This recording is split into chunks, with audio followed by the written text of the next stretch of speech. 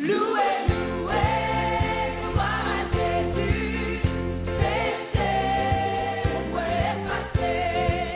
Oh, louez, louez, gloire à Jésus, tout le monde est loué, oh, moi effacé.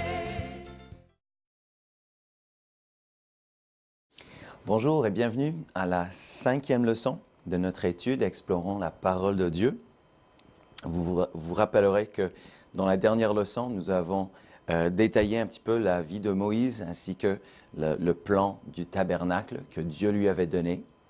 Puis on a tracé un parallèle entre le plan du tabernacle, la façon dont on s'approche de Dieu dans l'Ancien Testament et la façon dont on s'approche de Dieu encore aujourd'hui dans le Nouveau Testament jusqu'à présent. Et on a vu vraiment le parallèle surprenant qui existait entre ces deux chemins. On a vu que le plan de Dieu n'a vraiment jamais changé.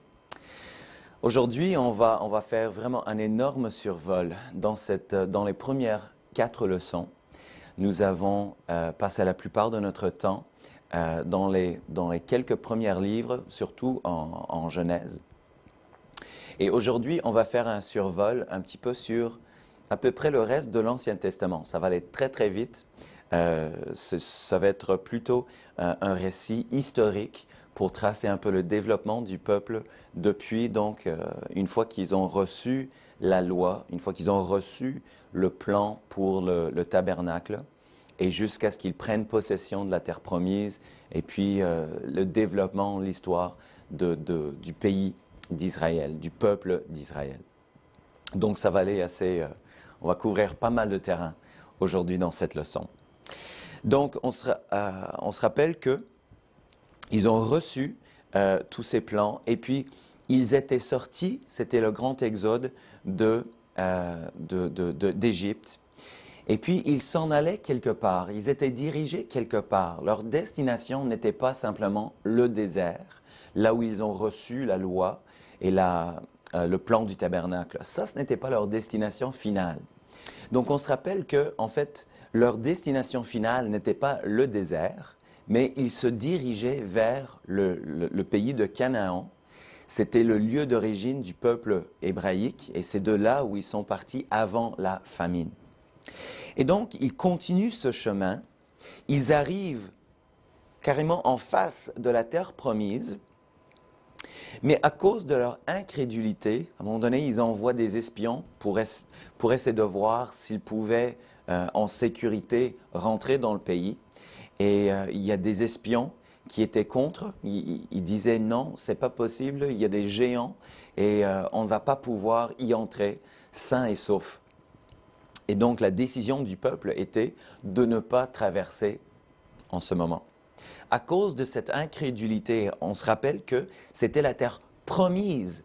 Dieu avait fait une promesse de les renvoyer, de les ramener, raccompagner dans ce pays.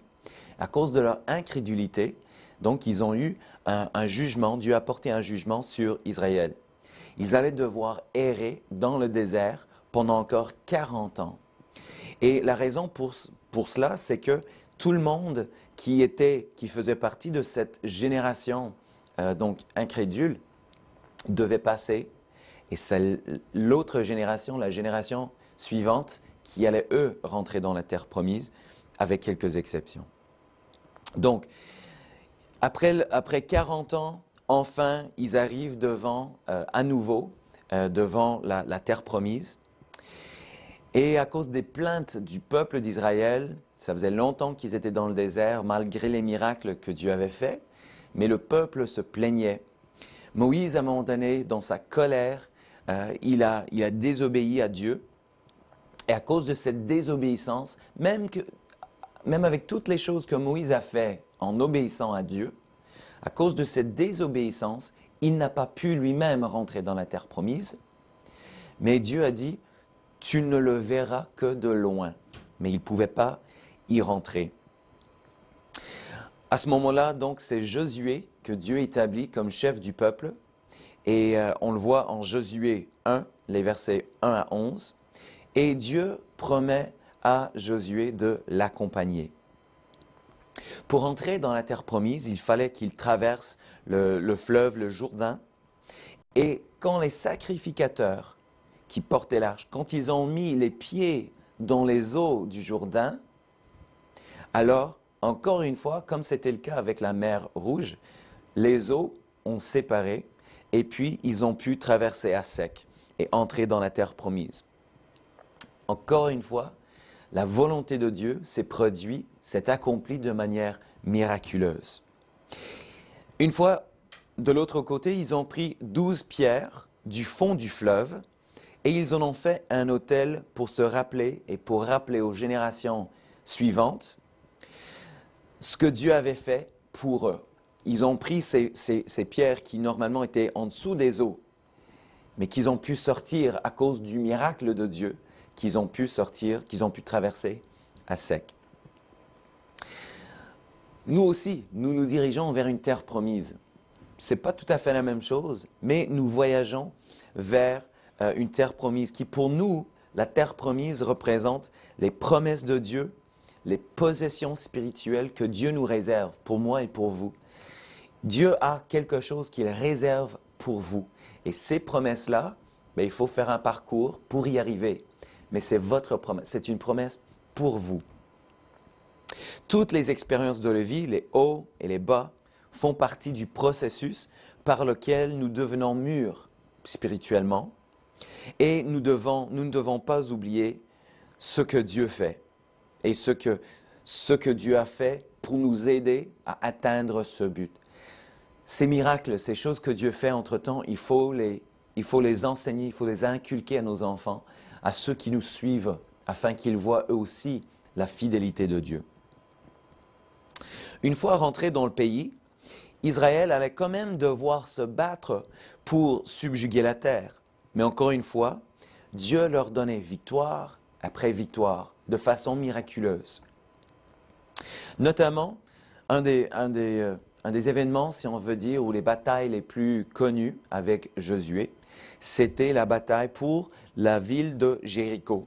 En fait, ce n'était pas vraiment une bataille parce que Dieu a dit, pour prendre la ville de Jéricho, pendant 6 jours, je veux que vous vous mettiez à proximité de la ville. Pendant 6 jours, une fois par jour, vous allez faire le tour de la ville. Tout le peuple d'Israël, vous allez faire le tour de la ville. Le 7e jour, vous allez faire le tour de la ville 7 fois et dans un silence total. Donc, tout le peuple d'Israël, des milliers de personnes, vous devez marcher autour de la ville, mais vous ne devez pas prononcer un mot. Après la 7e fois, vous devez crier, sonner la trompette et les murailles de la ville vont tomber. Et effectivement, c'est ce qui s'était passé. De façon miraculeuse, il n'y avait pas une seule épée tirée, ni une lance jetée, ni des flèches tirées.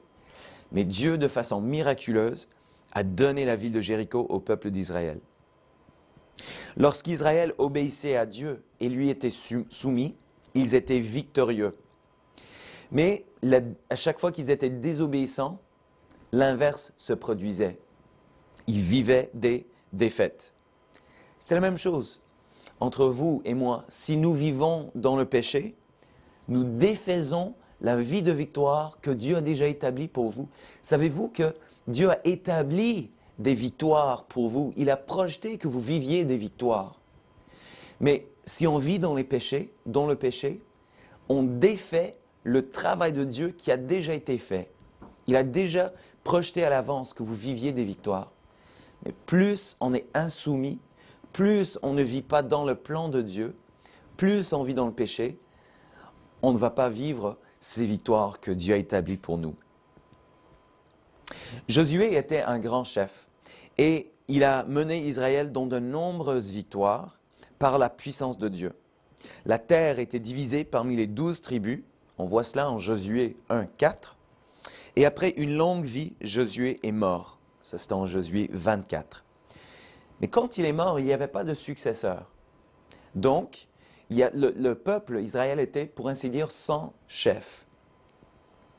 Sans chef ou sans chef spirituel, Israël est tombé dans le péché, ce qui les amena de nouveau en captivité. mais le peuple a crié à Dieu. Et Dieu, dans sa grande miséricorde, il a suscité des chefs spirituels. C'était pas dans le personnage d'un roi, mais c'était dans le personnage d'un juge. Un juge qui allait guider Israël. Et ça, on voit dans le livre des Juges, chapitre 2, et les versets 16 à 23. Il y en avait 15 en tout, des juges à travers l'histoire. Parmi ces 15, on voit une femme, il y avait 2 sacrificateurs, il y avait 2 prophètes, et puis des gens qui étaient autrement ordinaires, comme vous et comme moi. Mais Dieu avait mis un appel sur leur vie de guider le peuple d'Israël afin qu'ils vivent les promesses et les victoires de Dieu. Dieu s'est servi des juges pour guider Israël pendant 400 ans, jusqu'au prophète Samuel. Et ça, on le voit en Acte 3, dans le Nouveau Testament, Acte 13, les versets 19 à 20. Après ces 400 ans, Israël allait choisir d'être gouverné par un roi. Être gouverné par un roi n'a jamais été le plan de Dieu pour le peuple d'Israël. Dieu était leur roi. Ce Dieu invisible mais tout-puissant était le roi d'Israël. C'était lui qui amenait le pays en victoire. C'est lui qui les délivrait, qui accomplissait des miracles pour eux. Mais Israël n'était pas satisfait avec ça. Pourquoi? Parce qu'ils regardaient autour d'eux et les nations avoisinantes avaient, eux, un roi. C'était un symbole de prestige. Ils pouvaient voir le roi, le palais du roi, et ça faisait monter une certaine fierté qu'eux aussi, ils avaient un roi. Mais ça n'a jamais été le plan de Dieu. Le prophète Samuel régna sur Israël sous la direction de Dieu, mais il n'était pas satisfait, Israël, de ce style de gouvernement.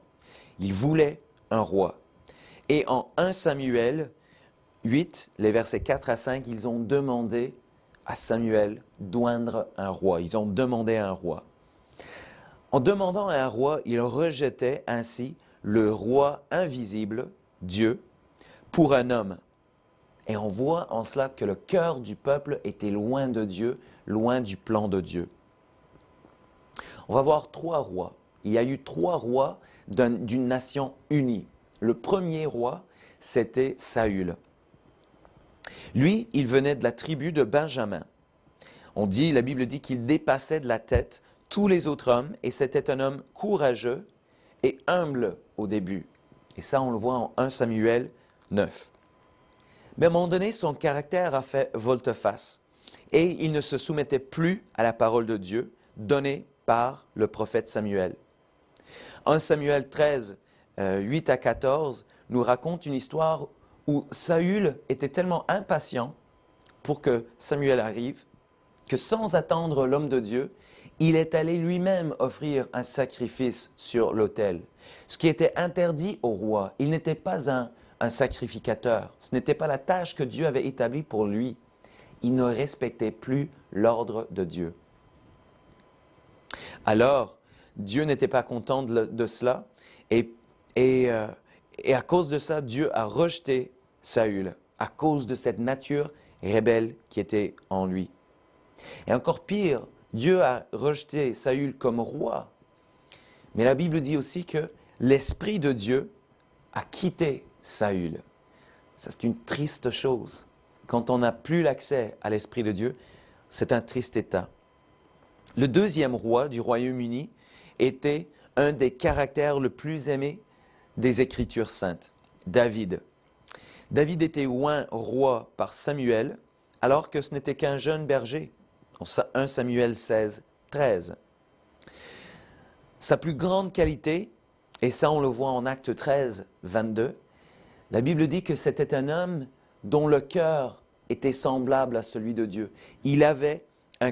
C'était un homme selon le cœur de Dieu. Ça, c'est une qualité ou un attribut qui est essentiel à toute personne qui veuille vraiment s'approcher de Dieu. Il faut que nous ayons un cœur qui ait soif de Dieu. On ne peut pas parler de David sans mentionner le grand combat qu'il a mené avec le géant Goliath et cette victoire qu'il a eue. On le voit en 1 Samuel 17. Ça aussi, c'était pendant qu'il était encore juste un jeune berger. Lui, il a pu faire avec une simple fronde et quelques pierres ce que toute une armée, l'armée d'Israël était incapable de faire, c'est-à-dire de vaincre le géant et puis l'armée des Philistins. Mais pourquoi est-ce qu'il a pu le faire? Parce qu'il avait foi, il avait la foi en Dieu. Il s'est rappelé de ce que Dieu avait déjà fait pour lui par le passé, et ça lui a donné la foi d'aller de l'avant vers un nouveau défi. Mais éventuellement, bien que David aimait Dieu et voulait lui plaire, sa vie n'était pas sans tache non plus. Après être devenu roi, il a commis le péché de l'adultère avec Bathsheba. Après l'avoir vu se baigner de loin, il a fait tuer son mari. David avait beau être loin de Dieu, à être appelé un homme selon le cœur de Dieu, mais Dieu ne pouvait pas ignorer ce péché. Malgré toutes les bonnes choses qu'il avait faites, il y avait quand même un péché avec lequel il fallait traiter, il fallait régler cette situation.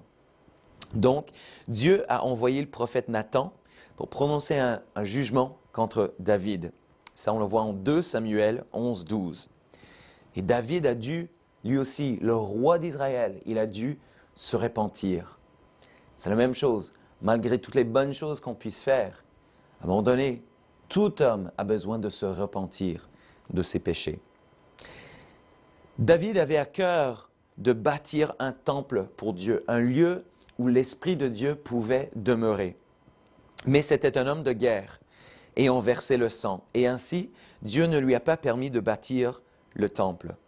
Ce privilège allait être accordé à son fils Salomon. Salomon, c'était le 3e roi de ce royaume d'Israël, le royaume uni. On peut dire que tout ce que Salomon faisait, il faisait avec extravagance. C'était, après être devenu roi, Salomon a offert 1000 holocaustes sur l'autel pour honorer Dieu et lui montrer sa soumission. Si on réfléchit à cela pendant un instant, un holocauste, c'est un bœuf, c'est un animal. Il y a plus de 1000 animaux que Salomon a offerts en sacrifice pour montrer sa soumission à Dieu, pour honorer Dieu. Dieu lui était apparu après cela, il a dit, Dieu lui était apparu en songe et lui a dit, demande ce que tu veux que je te le donne. Ça, on le voit en 1 Roi 3, verset 5. Quelle question! Salomon demande n'importe quoi, tout ce que tu voudrais, et je te l'accorde. Qu'est-ce qu'on répondrait, nous, à une question comme cela? Mais Salomon, il a demandé simplement de la sagesse pour guider le peuple de Dieu.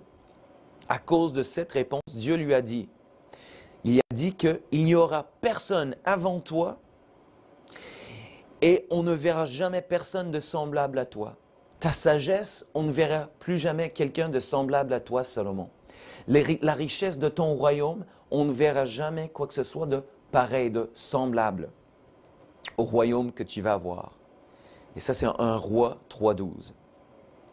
Dieu est toujours pareil. Pour nous aussi, il dit, cherchez d'abord le royaume de Dieu et toutes ces choses vous seront données par-dessus. Si nous nous occupons d'abord, ça c'est une promesse, si nous nous occupons d'abord de tout ce qui traite à notre relation avec Dieu, l'avancement de son royaume, de son Église, de son peuple, alors les autres choses de la vie vont se mettre en place sans qu'on ait à nous inquiéter. Ça, c'est une promesse qui nous donne en Matthieu 6 et verset 33. Donc, Salomon, il a bâti le temple. C'était peut-être le plus grand accomplissement du règne de Salomon, ce temple qu'il a fait construire à Jérusalem. On voit un petit peu ce récit en 1 Roi 5. Il a construit le temple selon le modèle que Dieu avait donné à David, ce qui comprenait le lieu saint et le saint des saints qu'on avait vu aussi dans le tabernacle dans le désert. Lors de la consécration du temple, la présence de Dieu était tellement forte que le temple était rempli d'une épaisse nuée à tel point que les sacrificateurs étaient incapables de répondre à leurs tâches, de faire ce qu'ils avaient à faire. Incapables, tellement la présence de Dieu était forte. Comme les autres qu'on a vus jusqu'à date, il a fait tellement de bonnes choses pour Dieu, mais il avait aussi ses défauts. Il est connu pour sa sagesse, pour ses grandes richesses, pour le temple qu'il a fait construire, mais il était aussi connu par le fait qu'il avait plus de 1000 femmes, dont son vieil âge, il commençait à avoir le cœur qui se tournait un peu par-ci, par-là. Et ce sont ces dernières, ces 1000 femmes qui ont attiré le cœur de Salomon vers d'autres dieux. Quand il épousait une femme d'un autre pays, il établissait un temple ou un autel pour le Dieu du peuple de sa nouvelle femme. Donc, il venait au moment où il y avait plein d'autels autour d'Israël, ce qui déshonorait Dieu, bien sûr. Même la personne la plus dédiée peut tomber de la grâce de Dieu s'il ne meurt pas quotidiennement à sa volonté charnelle. Quel changement par rapport à ce qu'il était avant. Quel changement. À cause des péchés de Salomon et de ses déviations du plan de Dieu, il y avait une conséquence. Même chose qu'on a vu maintes fois jusqu'à présent. Quand il y a désobéissance, il y a toujours une conséquence. La conséquence était que le royaume d'Israël était divisé en 2 royaumes. Il y avait Israël et Juda, et en chacun son propre roi. Et ça, on le voit en 1 Roi, chapitre 11. Donc, regardons un petit peu de plus près ce royaume divisé. Salomon, pendant son règne, avait grandi un grand royaume, mais après sa mort, en 1 Roi 12, le royaume fut divisé.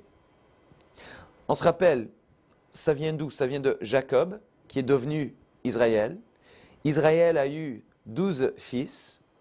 Ces 12 fils et les descendants, la lignée de ces 12 fils, sont devenus les 12 tribus d'Israël. On voit détailler le royaume du Nord en 1 Roi, dans les chapitres 12 à 16. Le royaume du Nord, ce qui était le royaume d'Israël, était composé de 10 des 12 tribus d'Israël. Le royaume d'Israël a eu en tout 19 rois, et tous ces rois avaient le cœur loin de Dieu. Faute de volonté et direction spirituelle, l'idolâtrie s'est répandue partout dans le royaume du Nord, dans le royaume d'Israël. Dieu, dans sa miséricorde, il a envoyé plusieurs prophètes pour avertir Israël du jugement imminent. 2 des plus connus de ces prophètes étaient Élie et Élisée. Quand on est loin de Dieu, ça affecte Dieu. Dieu n'est pas indifférent. Il envoie, il essaie de rechercher les personnes qu'il aime. Il dit, revenez, revenez. Je vous donne l'occasion de revenir, comme avec Caïn au début. Je vous donne l'occasion, reviens. Et Élie et Élisée étaient 2 de ces prophètes qui donnaient ce message au peuple du royaume d'Israël. Revenez à Dieu, répentez afin que vous viviez la présence de Dieu à nouveau. Mais le peuple ne s'est pas repenti de leur méchanceté. Et alors le jugement de Dieu fut exécuté. Ils étaient emmenés captifs par l'Assyrie dans l'an 721 avant Jésus-Christ. Ça, on le voit en 2 Rois 17. Passons au royaume du Sud maintenant. Le royaume du Sud était formé donc des 2 dernières tribus, Juda et Benjamin. Et c'était connu comme le royaume de Juda, dont la capitale était Jérusalem. Juda eut 19 rois et une reine, dont la plupart étaient bons et plus ou moins droits devant Dieu. Au fil des ans, Juda aussi a vu passer plusieurs prophètes de Dieu, tels que Ésaïe et Jérémie. Et ils avaient le même message que ceux envoyés en Israël, que sans la repentance et le dévouement, qu'est-ce que c'est le dévouement? C'est encore la foi et l'obéissance, la foi obéissante. Sans la repentance, sans le dévouement du peuple, la colère et le jugement de Dieu allaient venir. Mais Juda aussi a refusé de se repentir. Et en 606, avant Jésus-Christ, le royaume de Juda était amené en captivité par Nebuchadnezzar, roi de Babylone. Ça, on le voit en 2 Rois 25. Et Jérusalem, à cette époque-là, était détruite complètement. Encore une fois, même durant la captivité, même quand ils étaient amenés loin de Dieu, Dieu avait envoyé des prophètes tels que Daniel et Ézéchiel. L'Esprit de Dieu envoie et recherche toujours son peuple, même dans la captivité. Ça, on le voit en Jérémie 25, Jérémie 25, les versets 11 à 12. Pendant ces 70 ans de captivité, l'Esprit de Dieu toucha les prophètes tels que Daniel et Ézéchiel. Quand on parle de prophètes, on parle de gens qui avaient un message à donner de la part de Dieu. Certains de ces prophéties, donc ces paroles prononcées par des prophètes, on appelle des prophéties.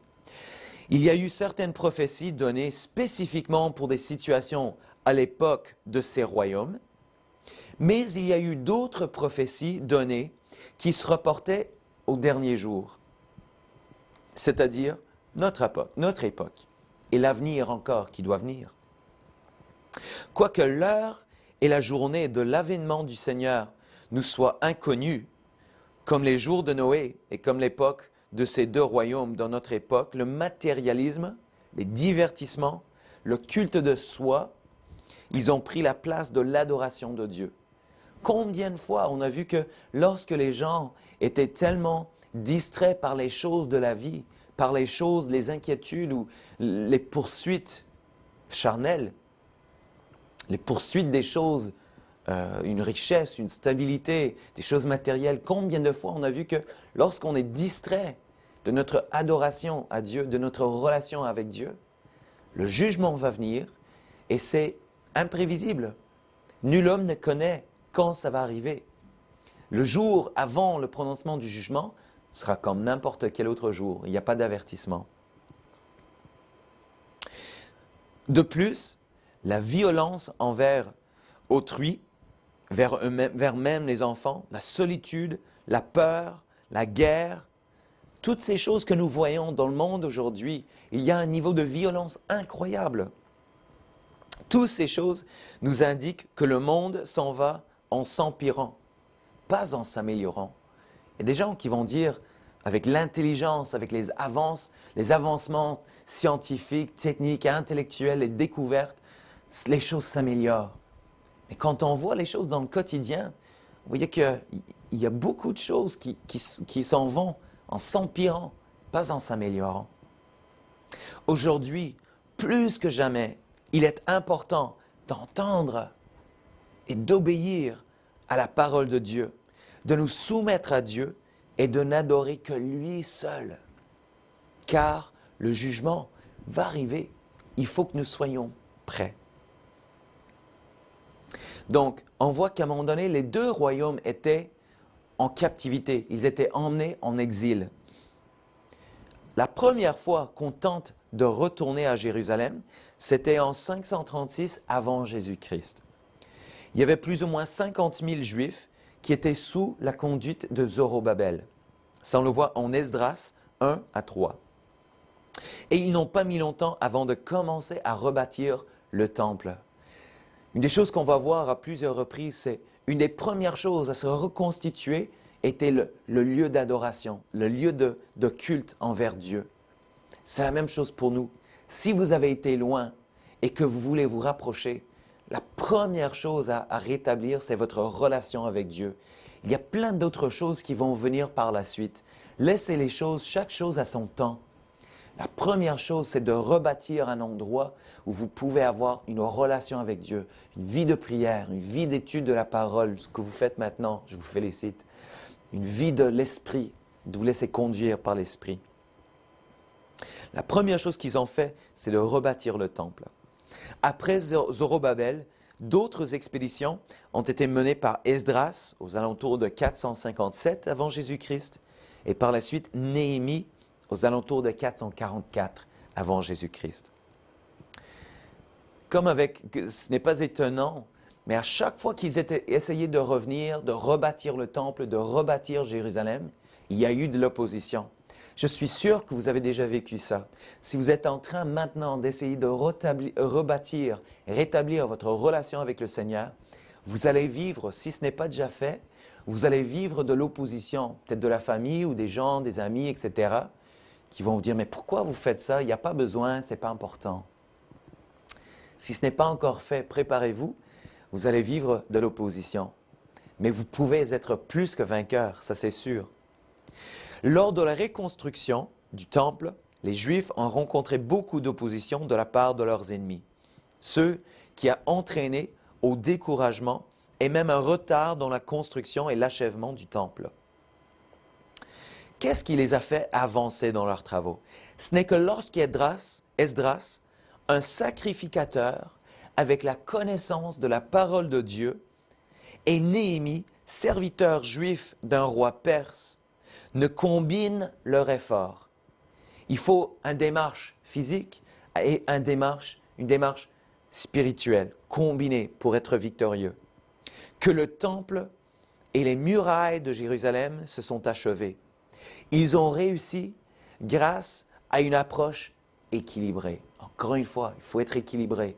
Il faut une certaine discipline humaine, une certaine démarche physique, mais puis il faut aussi chercher du côté spirituel aussi. C'est avec une approche équilibrée, une vision commune, une diligence, la vigilance, la prière et la soumission à la parole de Dieu, à la prière. Et c'est ainsi qu'ils ont réussi à rebâtir le temple et à rebâtir la muraille qui entourait Jérusalem, donc qui protégeait cette ville. Une fois la ville restaurée physiquement, il fallait quand même continuer la restauration spirituelle du peuple.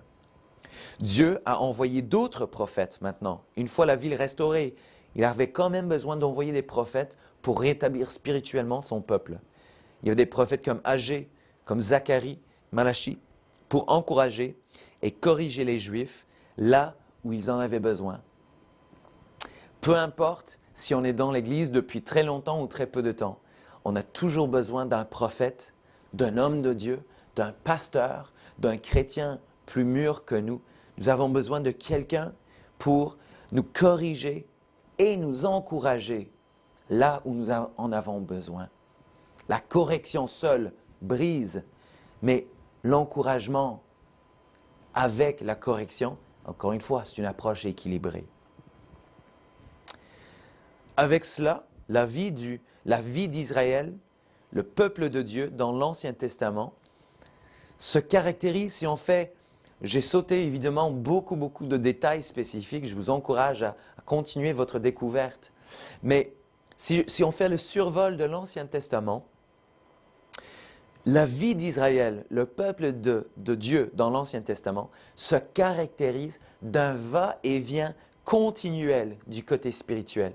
Ils se rapprochent de Dieu, puis ils s'éloignent de Dieu, puis ils reviennent, puis ils repartent. C'est un va-et-vient continu. Tel était aussi le cas durant la période de la Restauration. C'est la même chose, c'était un va-et-vient.